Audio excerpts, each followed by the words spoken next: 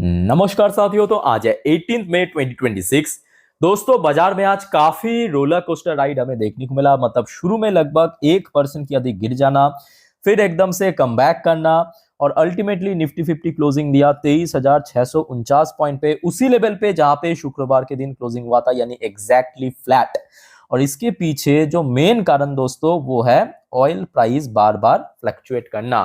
मतलब शुरू में जो गिरावट हुआ था उसके पीछे भी ऑयल ही जिम्मेदार था, उसके बाद जो रिकवर हुआ उसके पीछे भी ऑयल ही जिम्मेदार है।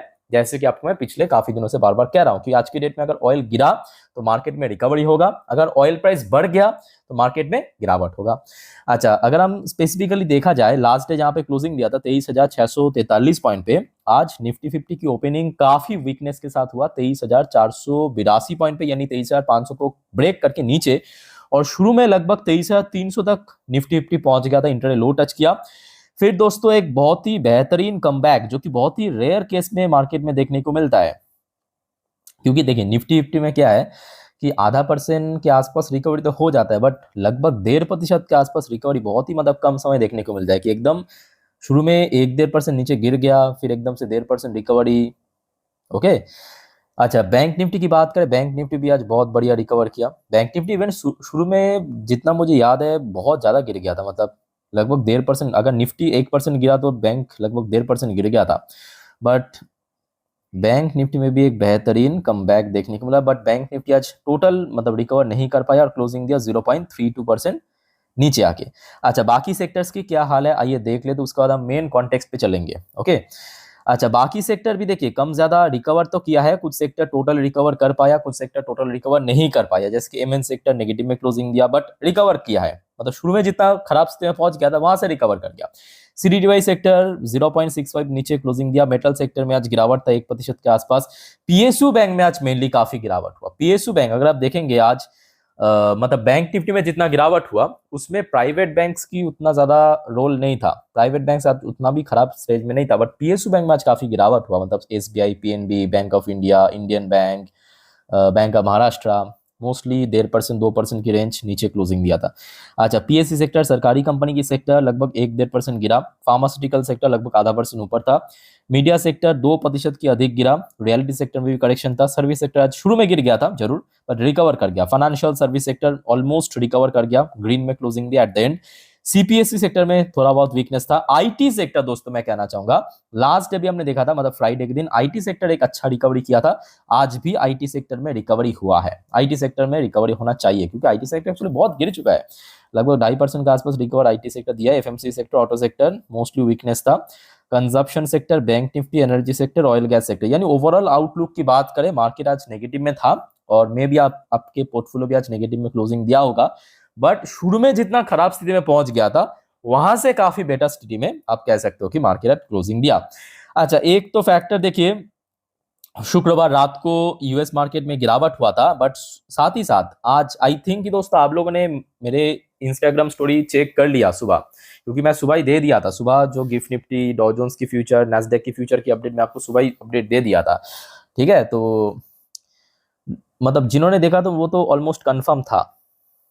तो फिलहाल आप देख सकते हो डॉ जोन्स की फ्यूचर 0.32% नीचे चल रहा है। और बात यह कि सुबह जब मतलब ओपन हुआ था डॉ जोन्स की फ्यूचर, वो और नीचे था, लगभग आधा परसेंट से ज्यादा नीचे था। अभी आप देख सकते हैं यहाँ पे चार्ट में थोड़ा सा स्पाइक हमें देखने को मिला है अपर साइड में। ठीक है, और दूसरी तरफ नैस्डैक कंपोजिट की जो फ्यूचर्स है, ये देखिए यहाँ पे भी आपको सुबह एकदम से नीचे दिखने को मिल जाएगा, आधा परसेंट के आसपास नीचे चल रहा था।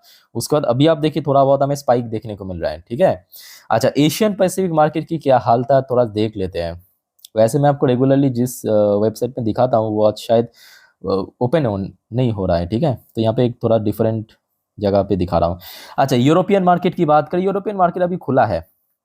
एफटीएसी मतलब यूके की जो टॉप इंडेक्स है वो फिलहाल अभी आधा परसेंट के आसपास पॉजिटिव में चल रहा है। फ्रांस की जो टॉप इंडेक्स है कैक, वो लगभग 0.36% नीचे चल रहा है। डैक्स जर्मनी की टॉप इंडेक्स वो आधा परसेंट के आसपास पॉजिटिव में चल रहा है। अच्छा, बाकी एशियन पैसिफिक मार्केट की जो टॉप इंडेक्स जैसे कि निक्काई, निक्काई मतलब जापानीज टॉप इंडेक्स, वो आज 0.76% नीचे क्लोजिंग दिया। हांगकांग की जो मार्केट है वो थोड़ा बहुत पॉजिटिव में क्लोजिंग दिया। हैंगसेन जो चाइनीज मार्केट है 1.30% गिरा। चाइनीज मार्केट में आज काफी गिरावट हुआ। ये किधर चला गया, just a minute. Just minute, कभी कभी ऊपर नीचे हो रहा है। हाँ, कहाँ पे था हम लोग?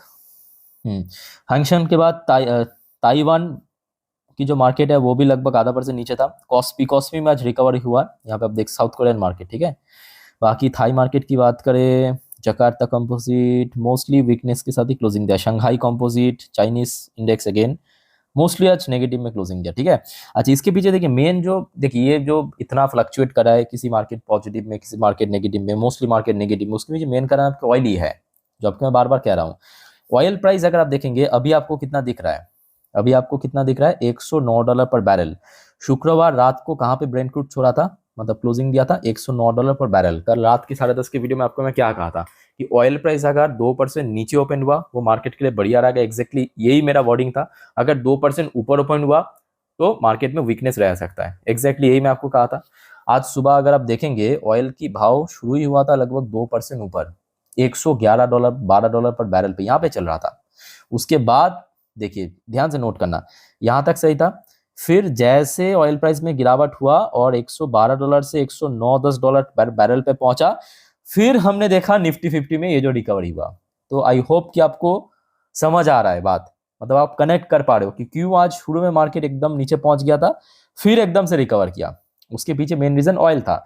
ऑयल की भाव सुबह देखिए यहाँ पे था, फिर यहाँ पे पहुंचा, फिर थोड़ा सा रिकवर ऊपर की तरफ पहुंचने की कोशिश, अभी देखिए थोड़ा नीचे। अब ध्यान से नोट करना यहाँ इसके साथ मतलब कितना ज्यादा कनेक्शन है इंडेक्स की, ध्यान से नोट करना। अब देखिए यहाँ पे जो आपको स्पाइक दिख रहा है डॉ जोन्स की फ्यूचर में, ध्यान से देखना स्पाइक दिख रहा है, इसके पीछे कारण भी ऑयल है। देखिए ऑयल अभी डिक्लाइन हुआ, ऑयल अभी डिक्लाइन हुआ, इधर आपके डॉ जोन्स की फ्यूचर और नेस्डेक की फ्यूचर देखिए स्पाइक किया है। तो होपफुली आपको समझ आ रहा है बात, ठीक है। अच्छा, अब बाकी बात करें, देखिए गोल्ड की फ्यूचर सुबह से ही वीक था, अभी भी थोड़ा बहुत वीक ही चल रहा है। बट सिल्वर की फ्यूचर्स की बात करें दोस्तों, यहाँ पे 1 मिनट रुक जाइए। सिल्वर की फ्यूचर दोस्तों आपको वीक दिख रहा है ना, बट आई थिंक कि आपके पास अगर सिल्वर की ईटीएफ है, कोई भी ईटीएफ हो सकता है, आज आपकी सिल्वर की ईटीएफ पॉजिटिव में क्लोजिंग दिया। याद कीजिए क्यों, सैटरडे नाइट को अपडेट याद आ रहा है, सरकार ने सिल्वर को फ्री लिस्ट से रेस्ट्रिक्टेड लिस्ट में डाल दिया, उसी वजह से क्योंकि डिमांड बढ़ेगा, डिमांड बढ़ेगा, सप्लाई कम, प्राइस क्या होगा डोमेस्टिक मार्केट में बढ़ेगा। दैट्स वाई सिल्वर की ईटीएफ आज सुबह से सिल्वर फ्यूचर गिरने के बावजूद भी पॉजिटिव में क्लोजिंग है सिल्वर ईटीएफ, ओके। बट सबसे मैं कहूंगा बड़ी फैक्टर, मतलब इंडियन करेंसी की वैल्यूएशन रैपिड ड्रॉप हो रहा है, रैपिड ड्रॉप।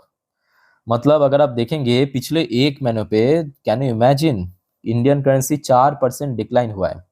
पिछले 1 साल पे इंडियन करेंसी की वैल्यूएशन लगभग 12.5% के आसपास ड्रॉप हुआ है।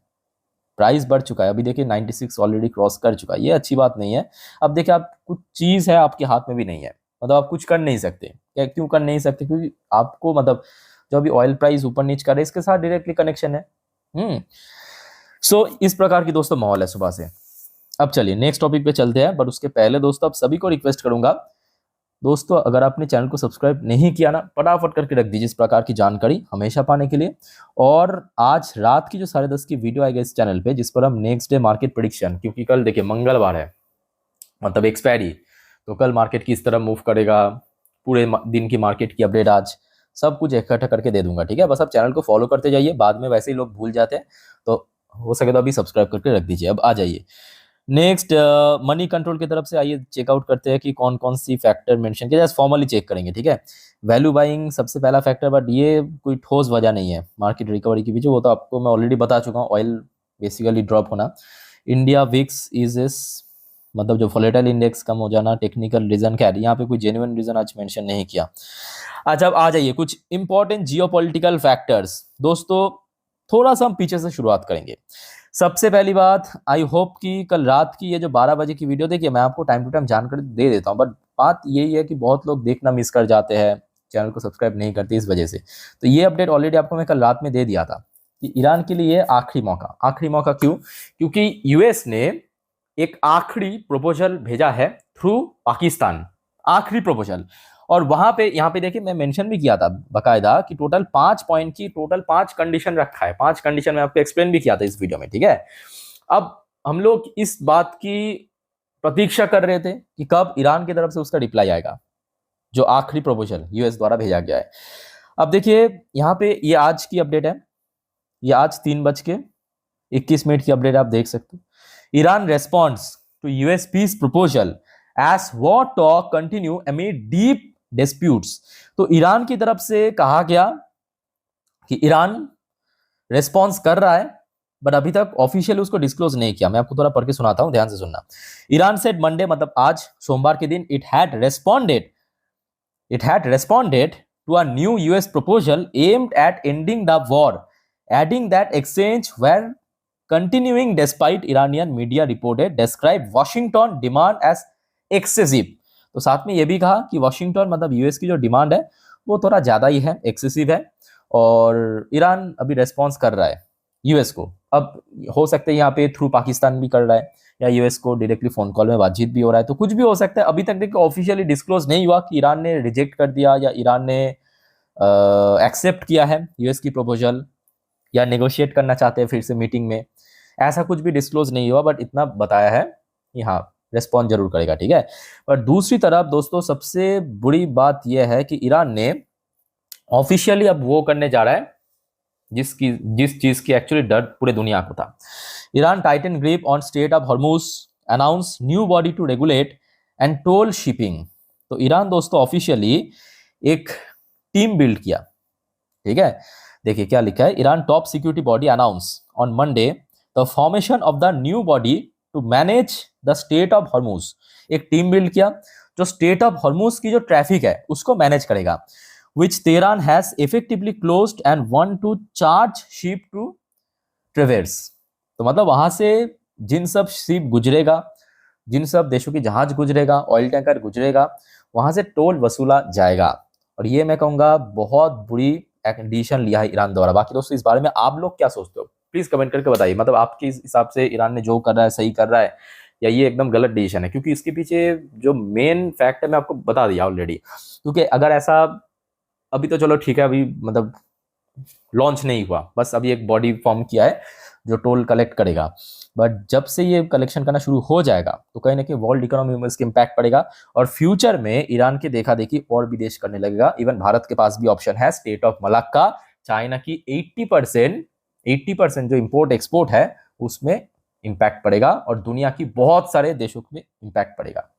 भारत भी कर सकते हैं, भारत के पास भी ऑप्शन है, और भारत ने वहां पे ऑलरेडी इंफ्रास्ट्रक्चर बनाना शुरू कर दिया अंडमान निकोबार पे, स्टेट ऑफ मलाक्का।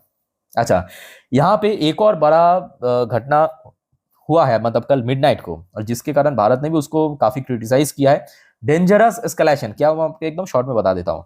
यूएई की जो न्यूक्लियर पावर प्लांट है, यहाँ पे आप देख सकते हो ये जो खंबा जैसा है ना, ये यूएई की न्यूक्लियर पावर प्लांट, कल मिडनाइट पे क्या हुआ कि कुछ ड्रोन आके इसके आसपास में गिर गया। ड्रोन हमला हुआ। अब यहाँ पे कौन किया, बस यूएई की तरफ से कहा गया कि वेस्ट की साइड से ये ड्रोन आया है, ठीक है। बट इसमें दोस्तों बहुत बड़ा खतरा है, क्योंकि ये न्यूक्लियर पावर प्लांट है। भले यहाँ से मतलब यूएई के पास न्यूक्लियर बम नहीं है, बट न्यूक्लियर पावर प्लांट में भी आपको वही यूरेनियम वगैरह उसके थ्रू ही बनाना पड़ता है, पावर जनरेट करना पड़ता है, ठीक है। तो कहीं ना कहीं अगर उल्टा सीधा जगह पे पड़ जाता बाकायदा, तो क्या होता, रेडिएशन हो जाता, लाखों नहीं करोड़ों लोगों की जान जाने का एक बहुत बड़ा रिस्क था। तो जिस वजह से ये जिन्होंने भी किया, यहाँ पे अभी देखिए कौन सी देश हमला किया, ईरान ने किया, वो किया, किसी का कोई प्रूफ नहीं है, बट जिन्होंने भी किया बहुत बड़ा मूर्खता, बहुत बड़ा मैं कहूँगा जाहिल जैसे काम किया यहाँ पे, जिस वजह से भारत नहीं पूरे दुनिया इसको क्रिटिसाइज करे, भाई ऐसा नहीं करना चाहिए, ठीक है। अच्छा, तो कुल मिला के देखिए माहौल काफी अभी भी अनसर्टेन है। अब सबसे इंपॉर्टेंट बात यह कि ईरान की तरफ से क्या जवाब दे रहा है यूएस की आखिरी जो पीस प्रपोजल की, वो देखने लायक रहेगा। इस बारे में अगर कुछ भी जानकारी मुझे मिल गया तो जरूर आपको इन्फॉर्म कर दूंगा। बस आप चैनल को सब्सक्राइब करके रखिए।